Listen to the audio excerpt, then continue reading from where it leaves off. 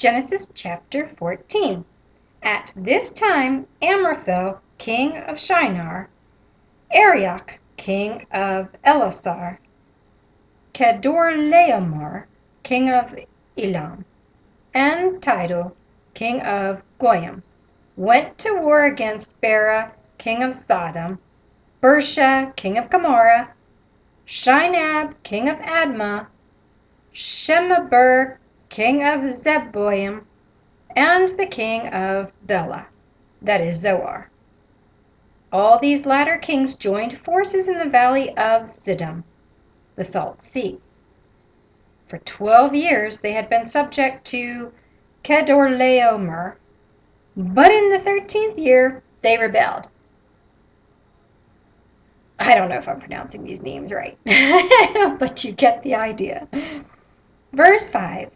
In the 14th year, Kedorlaomer and the kings allied with him went out and defeated the Raphaites in Ashtaroth Karnaim, the Zuzites in Ham, the Emites in Shavah Kiriathaim, and the Horites in the hill country of Seir, as far as El Paran, near the desert. No, there's no test later. Verse 7. Then they turned back and went to En-Mishpat, that is Kadesh, and they conquered the whole territory of the Amalekites, as well as the Amorites who were living in Hazazon Tamar. Verse 8. Then the king of Sodom, the king of Gomorrah, the king of Admah, the king of Zeboim, and the king of Bela, that is Zoar, marched out and drew up their battle lines in the valley of Siddim against Kedorlaomer, king of Elam, Tidal, king of Goyim, Amraphel, king of Shinar, and Arioch, king of Elasar, 4 kings against 5. Verse 10. Now the valley of Siddim was full of tar pits, and when the kings of Sodom and Gomorrah fled, some of the men fell into them, and the rest fled to the hills. Verse 11. The 4 kings seized all the goods of Sodom and Gomorrah and all their food. Then they went away.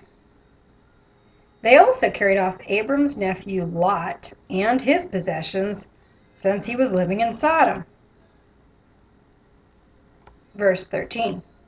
One who escaped came and reported this to Abram the Hebrew.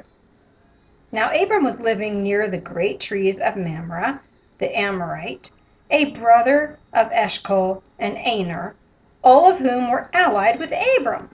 So Abram had his own friends who had large families apparently, and altogether they were like a small nation.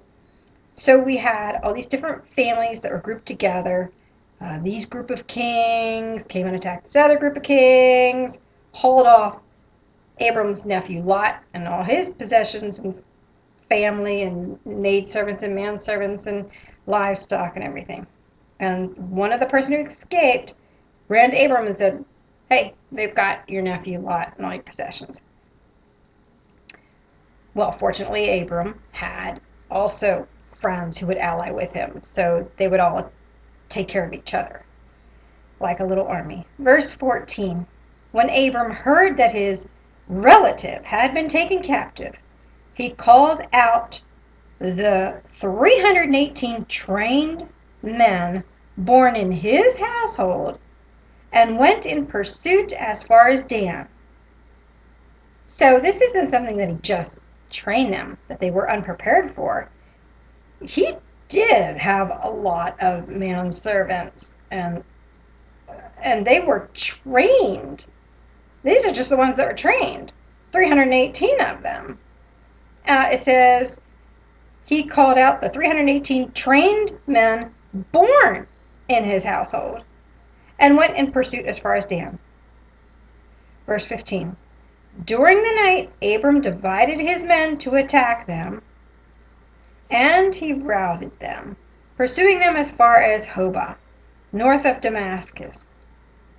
He recovered all the goods and brought back his relative Lot and his possessions, together with the women and the other people. So they may have captured people besides Lot. Abram just went and rescued them all.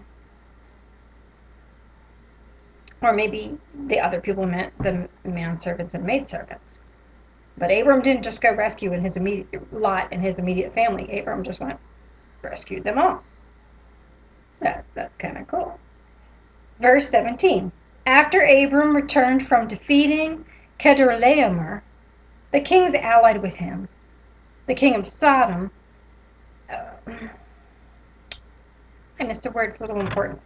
Verse 17. After Abram returned from defeating Kedorlaomer, and the kings allied with him, the king of Sodom came out to meet him in the valley of Shaveh. That is, the king's valley. Okay, so now not only does Abram have these other families that are living out in the Canaanite area as his allies, but now these kings are now allying with him because Lot went and rescued his nephew Lot and the other people, which very well may have been all the other kings and their families that had been conquered.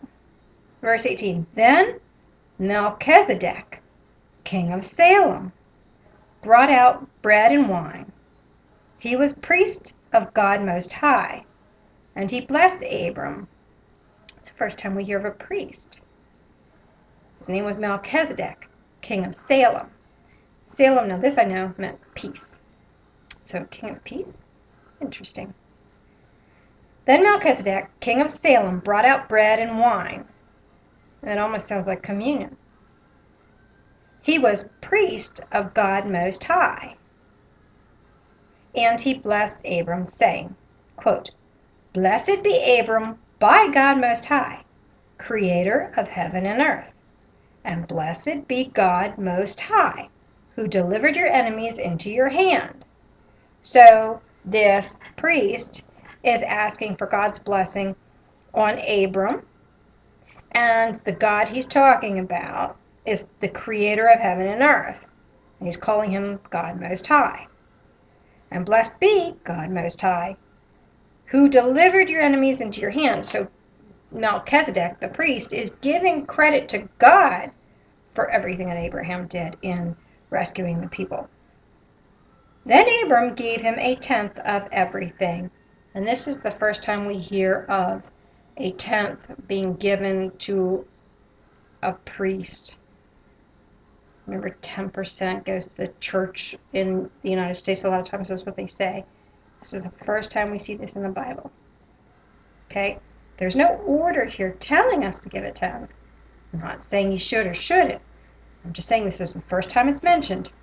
Then Abram gave him a tenth of everything.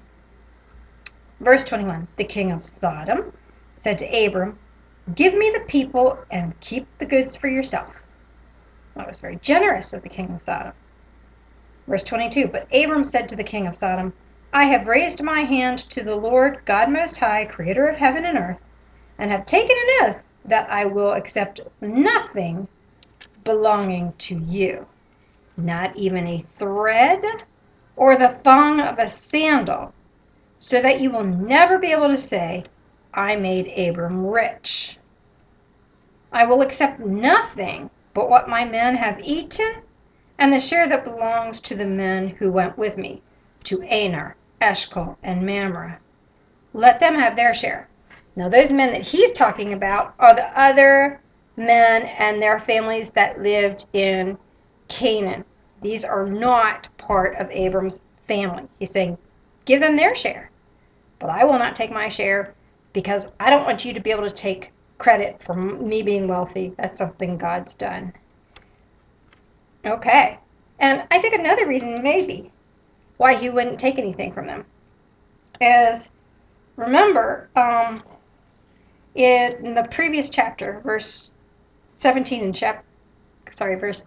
chapter 13 said, Now the men of Sodom were wicked and were sinning greatly against the Lord.